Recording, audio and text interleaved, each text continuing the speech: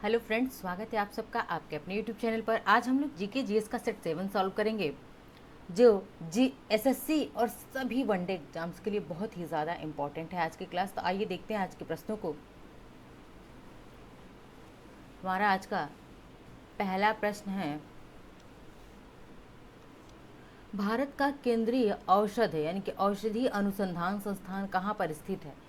भारत का जो पहला क्या है, केंद्रीय औषधि अनुसंधान संस्थान, वो कहाँ पर लोकेटेड है, कहाँ पर अवस्थित है। तो देखते हैं कि भारत का जो औषधि संस्थान कहाँ पे है। केंद्रीय औषधि संस्थान यह जो है Delhi, option B Lucknow, option C Chennai या फिर बेंगलुरु।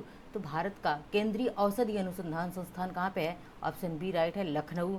अगर आपसे प्रश्न पूछ ले केंद्रीय चमड़ा अनुसंधान संस्थान, केंद्रीय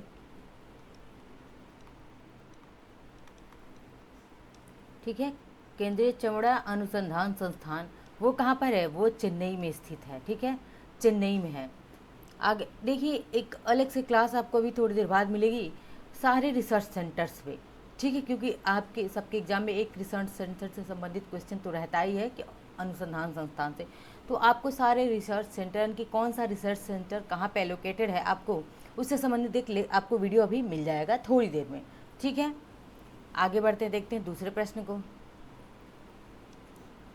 हमारा दूसरा प्रश्न है, मानव विकास सूचकांक किसने विकसित किया, यानी कि ह्यूमन डेवलपमेंट इंडेक्स, जिसे हम HDI बोलते हैं, ह्यूमन डेवलपमेंट इंडेक्स किसने विकसित किया। अमर्त्य सेन ने, मोन्टेक सिंह ने, महबूबुल हक या फिर फ्रीडमैन ने। तो अगर HDI या फिर मानव विकास सूचकांक की बात करें तो इसको विकसित किया है, ऑप्शन सी हमारा राइट आंसर है, महबूब उल हक ने। कहाँ के हैं ये पाकिस्तान से है। कहाँ से है, पाकिस्तान से है। कब विकसित किया था, तो 1990 में, यानी कि 1990 में। कब विकसित किया था, 1990 में इन्होंने अमर्त्य सेन के साथ मिलकर के विकसित किया हुआ था। ऑप्शन सी हमारा क्या है, राइट आंसर है। अब देखते हैं तीसरे प्रश्न को। कृषि उत्पादकों की कोटि किस प्रकार निर्धारित की जाती है, कैसे निर्धारित की जाती है। ISI यानी कि कौन सा मार्का, ISI मार्का दे करके, हरित उत्पाद, एग मार्क या परिस्थिति उत्पाद। तो कृषि उत्पादकों की कोटि निर्धारित करने के लिए एग मार्क क्या दिया जाता है, एग मार्क दिया जाता है। अगला हमारा चौथा प्रश्न है कि भारत में न्यूनतम मजदूरी अधिनियम किस वर्ष पहली बार स्वीकृत हुआ था।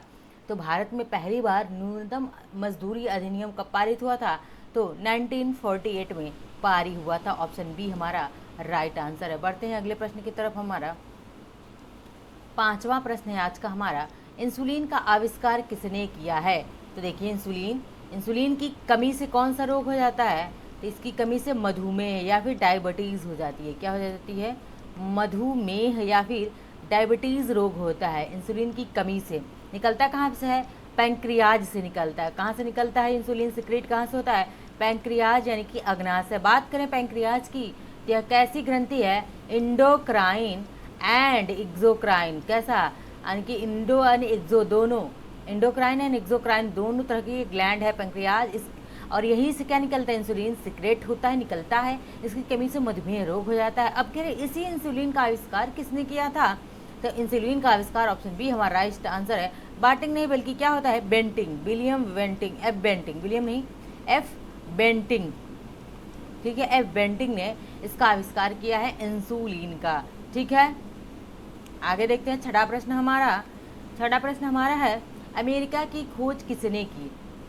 अमेरिका की खोज किसने की, वास्को डी गामा, और क्या है, अमुदशेन, कैप्टन कुक या फिर कोलंबस। तो अमेरिका की खोज किसने, कोलंबस ने अमेरिका की खोज किया हुआ था। ठीक है, ऑस्ट्रेलिया की खोज कैप्टन कुक ने किया है। सातवां प्रश्न है, नासिक किस नदी के किनारे स्थित है। देखिए, नासिक किस नदी के किनारे स्थित है, तो नासिक महानदी, गोदावरी, कृष्णा या फिर ताप्ती, किस नदी के किनारे अवस्थित है नासिक। तो नासिक जो है किस नदी के किनारे अवस्थित है, यह गोदावरी नदी के किनारे। कहाँ पे, गोदावरी नदी के किनारे नासिक है। ठीक है, महानदी कहाँ पे बहती है, तो उड़ीसा में। ठीक है, उड़ीसा में। आगे बढ़ते हैं, देखते हैं आठवां प्रश्न, पेनिसिलिन किससे प्राप्त की जाती है। पेनिसिलिन किससे प्राप्त किया जाता है, फूंफद है, जीवाणु है, वायरस है या फिर शैवाल है। तो पेनिसिलिन किससे प्राप्त किया जाता है, ऑप्शन ए राइट आंसर है, फूंफद से। किससे? फंजाई या फूफद। अच्छा, बात करते हैं पेनिसिलिन की खोज किसने किया था? इसकी खोज जो है अलेक्जेंडर, ठीक है, अलेक्जेंडर फ्लेमिंग। बहुत बार पूछा गया है कि इसकी खोज किसने की है पेनिसिलिन की, तो अलेक्जेंडर फ्लेमिंग ने पेनिसिलिन की खोज किया और इसने उन्हें फ्लेमिंग का नियम भी दिया हुआ है, ठीक है। आगे बढ़ते हैं। 9वां, पित्त का स्रोत क्या है? यानी कि पित्त का स्रोत क्या होता है? पित्त कहाँ से निकलता है, ठीक है, सिक्रेट कहाँ से होता है पित्त? पित्त को हम क्या कहते हैं? बाइल कहते हैं। तो ये बाइल जूस या बाइल निकलता सिक्रेट कहाँ से होता है? पित्ताशय, अग्नाशय, पित्तवाहिनी या फिर यकृत, इसे हम क्या कहते हैं? लिवर भी कहते हैं, ठीक है, लिवर। तो कहाँ से निकलता है, सिक्रेट होता है? ऑप्शन डी हमारा राइट आंसर। लिवर से सिक्रेट होता है क्या? बाइल या फिर पित्त। स्टोर कहाँ पे होता है? यानी कि स्टोर कहाँ पे होता है? तो पित्ताशय गाल ब्लैडर में स्टोर होता है, बट सिक्रेट लिवर से होता है। अग्नाशय जिसे हमने क्या बताया भाई? पैंक्रियाज। और यह पैंक्रियाज क्या है? Pancreas Indo and exocrine. क्या है? इंडोक्राइन भी है और कैसा है? इंडोक्राइन के साथ साथ इंडोक्राइन और उसके साथ साथ एक्सोक्राइन। कैसा है? एक्सोक्राइन भी है, ठीक है। एक्सो और इंडो दोनों ठीक है, आंतरिक और बाह्य ग्लैंड दोनों रूप में काम करता है यह। यहीं से क्या निकलता है? इंसुलिन निकलता है। इंसुलिन निकलता है कहाँ से? अग्नाशय या पैंक्रियास। इसकी कमी से मैंने ऊपर बताया इसके बारे में डिटेल बहुत अच्छे से। 10वां प्रश्न है, निम्नलिखित में से कौन सा प्रक्षेपास्त्र भूमि से वायु यानी कि कहाँ से? सरफेस टू एयर की बात कर, सरफेस टू एयर, ठीक है, जाने वाला कौन सा प्रक्षेपास्त्र है? त्रिशूल है, अग्नि है, ब्रह्मोस है या सागरिका है? तो कौन सा ऐसा प्रक्षेपास्त्र है? त्रिशूल है। ये सरफेस, ये त्रिशूल है, सरफेस टू एयर मार करता है त्रिशूल, ठीक है। आगे बढ़ते हैं, देखते हैं अगले प्रश्न को अपना। 12वां प्रश्न हमारा है, किस देश में विक्रम संभवत, ठीक है, कौन सा देश है ऐसा जो विक्रम संभवत आधिकारिक कैलेंडर है, ठीक है। विक्रम संभवत का आधिकारिक कैलेंडर किस देश के? फिजी है। राजधानी इसकी क्या होती है? सूबा। फिजी की राजधानी क्या है? सूबा। मॉरिशस, इंडोनेशिया या नेपाल? तो नेपाल में। कहाँ पे है? नेपाल में है। आगे बढ़ते हैं, देखते हैं 13वां प्रश्न अपना, गांधी जी द्वारा सन 1933 तक संपादित समाचार पत्र का नाम क्या था? किस समाचार पत्र को गांधी जी ने 1933 तक संपादित किया था? सर्वोदय है, आर्या किसकी है? अरविंद घोष की है। आर्या किसकी है? आर्या पत्रिका अरविंद घोष की है। लाइफ डिवाइन पुस्तक किसका है? अरविंद घोष जी का है। टाइम्स ऑफ इंडिया या यंग इंडिया? तो कौन सी पत्रिका? यंग इंडिया नामक पत्रिका का संपादन इन्होंने 1933 तक किया हुआ था। 14वां प्रश्न है हमारा, भारत सेवक समाज की या भारत सेवक संघ भी इसे कहा जाता है, इसकी स्थापना किसने की थी? बाल गंगाधर तिलक। इनकी बुक का नाम है गीता रहस्य। मैं बार बार इसलिए बताते जा रही हूँ ताकि हर क्लास में रिवीजन होता रहे आप लोगों का जो फैक्ट्स हैं। गोपाल कृष्ण गोखले, सुरेंद्रनाथ बनर्जी, दादा भाई नेरोजी। तो इनको grand old man of India कहा जाता है, दादा भाई नेरोजी को। भारत सेवक संघ की बात करें कि इसकी स्थापना किसने किया था? गोपाल कृष्ण गोखले। किन्होंने किया था? गोपाल कृष्ण गोखले जी ने किया हुआ था। देखिए 15वां प्रश्न आज का, अंग्रेजों द्वारा निम्नलिखित में से किस क्रांतिकारी को फांसी की सजा दी गई थी? तो अंग्रेजों ने किसको फांसी की? जतिन दास। ये तो भूख से मर गए थे, जेल में थे और भूख से ही मर गए थे। चंद्रशेखर आजाद, इलाहाबाद के अल्फ्रेड पार्क में इनको मार दिया गया। कल्पना दत्त या राजगुरु? तो राजगुरु को फांसी की सजा दी गई थी, ठीक है। 16वां प्रश्न है, मोती मस्जिद निम्न में से किस नगर में स्थित है? देखिए मोती मस्जिद पूछे प्रश्न कहाँ पे? आगरा, जयपुर, अहमदाबाद, लाहौर। तो जयपुर में क्या है? जयपुर में पिंक सिटी। जयपुर को क्या कहते हैं? पिंक सिटी कहते हैं, गुलाबी नगरी, ठीक है, पिंक सिटी कहते हैं। और यहाँ पे हवा महल है, ठीक है। आगरे की बात करें तो यहीं पे मोती मस्जिद है। बनवाया किसने है? शाहजहां ने आगरे का मोती मस्जिद। लेकिन अगर दिल्ली का मोती मस्जिद पूछे, दिल्ली का मोती मस्जिद, एक मोती मस्जिद दिल्ली में भी है। दिल्ली का मोती मस्जिद किसने? औरंगजेब ने। औरंगजेब को जिंदा पीर कहा जाता था और सबसे ज़्यादा हिंदू मनसबदार इसी के वहाँ थे औरंगजेब के समय में। आगे बढ़ते हैं, देखते हैं 17वां प्रश्न, निम्नलिखित में से निम्नलिखित में से विटामिन ई का अच्छा स्रोत कौन सा है, यानी कि विटामिन ई का बेस्ट सोर्स इसमें से कौन सा है? मांस, पीला योग, घी या फिर ताजी फ्रेश वेजिटेबल्स। तो विटामिन ई का अगर बेस्ट वो देखा जाए तो क्या होगा? फ्रेश वेजिटेबल्स होंगे। ठीक है,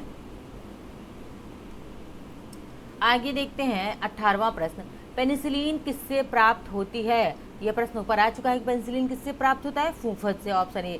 पेनिसिलिन की खोज अलेक्जेंडर फ्लेमिंग ने किया हुआ है। ठीक है, आगे बढ़ते हैं, देखते हैं अगले प्रश्न को। मानव शरीर में कुल कितनी हड्डियां होती हैं? तो मानव शरीर में कुल कितनी हड्डियां होती हैं? तो कुल 206 हड्डियां होती हैं। किसमें? मानव शरीर में। सबसे बड़ी हड्डी देखिए, लिख देती हूँ, सबसे बड़ी हड्डी, सबसे बड़ी हड्डी कौन सी होती है? तो सबसे बड़ी हड्डी जांघ की, जांघ की। नाम क्या है उसका? फीमर। क्या नाम है? फीमर हड्डी। सबसे छोटी हड्डी, अगर यहाँ पे मैं छोटी लिख रही हूँ, तो कान की हड्डी। कौन सी हड्डी होती है? कान की। कान की हड्डी क्या होती है? सबसे छोटी होती है। उसका नाम क्या है? स्टेपीज। स्टेपी स्टेपीज जो होती है कान की सबसे छोटी हड्डी होती है। स्टेपीज घास का मैदान भी है, ग्रासलैंड भी है। 20वां देखते हैं, पित्त का स्रोत क्या है? यह प्रश्न भी आ चुका है। पित्त का स्रोत यानी कि बाइल कहाँ से निकलता है? लीवर से। ठीक है, लीवर यानी कि यकृत से पित्त सिक्रीट होता है। 21वां प्रश्न है, उस विटामिन का नाम बताइए जो किसी भी मांसाहारी भोजन में नहीं मिलता है। यानी कि ऐसा कौन सा विटामिन है जो किसी भी मांसाहारी भोजन में नहीं मिलता है? तो विटामिन B12, यानी कि B12 में क्या होता है? इसे कोबाल्ट मिलता है। साइनोकोबालामिन इसका नाम है, कोबाल्ट मिलता है और इसका नाम क्या है? साइनोकोबालामिन। विटामिन C, ठीक है, एस्कॉर्बिक, इसमें क्या होता है? एस्कॉर्बिक एसिड होता है। विटामिन D और विटामिन K, रक्त का थक्का किससे बनता है? तो रक्त का थक्का बनाता है, ये रक्त का थक्का बनाता है। ठीक है, अब बात करें कि किसमें जो है मांसाहारी भोजन में कौन सा विटामिन है? विटामिन डी नहीं मिलता है। किससे मिलता है? इसका सोर्स क्या है? सन, यानी कि सूर्य की, सन की रोशनी, सूर्य की रोशनी। ठीक है, सूर्य की रोशनी से मिलता है। दूध से मिलता है विटामिन डी, पनीर से मिलता है विटामिन डी। 22वां है, मानव शरीर का सबसे बड़ा अंग कौन सा है? तो देखिए, मानव शरीर का सबसे बड़ा अंग पूछा है, ना तो आंतरिक ना तो बाह्य, बड़ा अंग पूछ लिया। हृदय है, मस्तिष्क है, यकृत है, गुर्दा। तो मानव शरीर का अगर सबसे बड़ा अंग है तो क्या है? लीवर है, यकृत है। ठीक है, 23वां प्रश्न है, वाहनों के अग्रदीप जो आगे लगे होते हैं, लाइट्स यानी कि हेडलाइट में किस प्रकार के दर्पण का इस्तेमाल किया जाता है? यानी कि वाहनों के जो हेडलाइट्स होते हैं आगे लगे हुए, उसमें जो है कौन सा दर्पण या कौन सा शीशा लगा होता है? देखिए, समतल दर्पण, अवतल दर्पण, उत्तल दर्पण या पैराबोलिक परवलीय दर्पण। तो जो हेडलाइट्स होते हैं वो पैराबोलिक, कैसा दर्पण होता है? परवलीय होता है, पैराबोलिक होता है। ठीक है, आगे बढ़ते हैं, देखते हैं 24वें प्रश्न को। किसकी तुल्यकारी उपग्रह की पृथ्वी सतह से ऊंचाई लगभग कितनी होती है? यानी कि किसी तुल्यकाली उपग्रह की, जो कोई उपग्रह है, पृथ्वी सतह से उसकी ऊंचाई कितनी होती है? तो उसकी ऊंचाई 36,000 किलोमीटर होती है। ठीक है, आगे बढ़ते हैं, देखते हैं 25वां प्रश्न आज का। किसी बिजली की इस्त्री, यानी कि इस्त्री प्रेस, किसकी बात कर रहा है? प्रेस की बात कर रहा है, जिससे हम कपड़े प्रेस करते हैं, को गर्म करने के लिए किस धातु का प्रयोग किया जाता है? तो तांबा, नाइक्रोम, जस्ता या टंगस्टन, किसका प्रयोग करते हैं? तो देखिए, नाइक्रोम। हीटर में भी कौन सा तार हीटर जलता है, खाना बनाने वाला, उसमें क्या रहता है? नाइक्रोम ही रहता है। ठीक है, हम लोग जो हीटर हाथ सेकते हैं उसमें भी क्या हो? नाइक्रोम की तार लगी होती है। 26वां प्रश्न है, सूर्य के सबसे निकट का ग्रह कौन सा है? तो बात करें अगर सूर्य के सबसे निकट के ग्रह की, तो कौन सा है? पृथ्वी, बुध, मंगल, शुक्र। तो सबसे निकट सूर्य के बुध है। ठीक है, बुध सबसे निकट है। इनके बाद से कौन होते हैं? शुक्र होते हैं, मंगल होते हैं, तब हमारी क्या आती है? पृथ्वी आती हैं। ठीक है, और ये आंतरिक ग्रह है, ये चार। देखिए, बुध शुक्र मंगल और पृथ्वी, ये कैसे ग्रह हैं? आंतरिक। कैसे ग्रह हैं? आंतरिक ग्रह कहा जाता है इन्हें। ठीक है,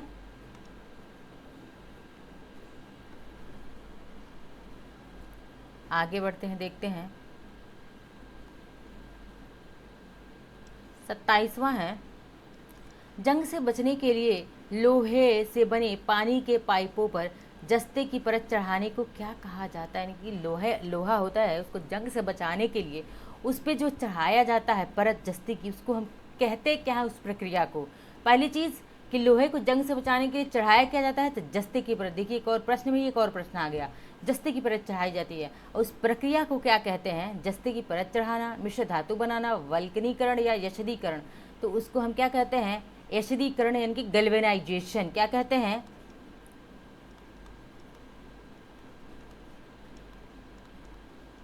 गैल्वेनाइजेशन कहते हैं। क्या कहते हैं? गैल्वेनाइजेशन कहा जाता है उसको। ठीक है, आगे बढ़ते हैं, देखते हैं अगले प्रश्न को। 28वां प्रश्न है, यूरेनियम विखंडन की सतत प्रक्रिया को जारी रखने में किस कण की ज़रूरत होती है? तो किस कण की ज़रूरत होती है यूरेनियम विखंडन की प्रक्रिया को जारी रखने के लिए? इलेक्ट्रॉन है, प्रोटॉन है, न्यूट्रॉन है, पॉजिट्रॉन है। इलेक्ट्रॉन की ज़रूरत होती है। एक नाभिक के अंदर क्या क्या होता है? तो N+P, न्यूट्रॉन और प्रोटॉन। और इलेक्ट्रॉन कहाँ होता है? इलेक्ट्रॉन जो है बाहर होता है, बाहर चक्कर लगाता है। ठीक है, आगे देखते हैं अगले प्रश्न को। 29वां प्रश्न है, निम्नलिखित में से कौन सा प्रक्षेपास्त्र वायु से भूमि से वायु में जाने वाला प्रक्षेपास्त्र? तो ये भी प्रश्न आ चुका है, त्रिशूल है। कौन सा है? त्रिशूल है। 30वां प्रश्न है, पेट्रोल की अस्फोटक रोधी गुणवत्ता बढ़ाने के लिए, अस्फोटक रोधी मतलब जल, जो पेट्रोल हम लोग वाहनों में भरवाते हैं और उससे चलते हैं, तो जो एनर्जी बर्न होती है उसको स्फोटक रोधी गुणवत्ता बढ़ाने के लिए निम्नलिखित में से किससे इस्तेमाल किया जाता है? तो टेट्राएथिल शीशे को, टेट्रामेथिल शीशे को, ट्राइथिल शीशे या टेट्रामेथिल शीशा। क्या होता है? टेट्राएथिल शीशा होता है। याद रखिए, मेथिल ने एथिल, यहाँ पे ध्यान देना है आपको। टेट्राएथिल, ठीक है, टेट्राएथिल शीशा होता है जो पेट्रोल की अस्फोटक रूपी रोधी गुणवत्ता बढ़ाने में क्या होता है? इस्तेमाल किया जाता है। और आज का जो अंतिम प्रश्न है हमारा, नेहरू ट्रॉफी किस खेल से संबंधित है? तो नेहरू ट्रॉफी किस खेल से संबंधित है? हॉकी, फुटबॉल, कबड्डी या फिर टेबल टेनिस। तो हाँ, नेहरू ट्रॉफी किस में दिया जाता है? तो नेहरू ट्रॉफी जो है फुटबॉल के क्षेत्र में दिया जाता है। ठीक है, आगे बढ़ते हैं। आगे नहीं बढ़ते हैं, आज का हमारा ये जो है अंतिम प्रश्न था। ठीक है, अंतिम प्रश्न था। तो मिलते हैं नेक्स्ट क्लास में। क्लास को लाइक, शेयर, सब्सक्राइब, कमेंट करते रहिए।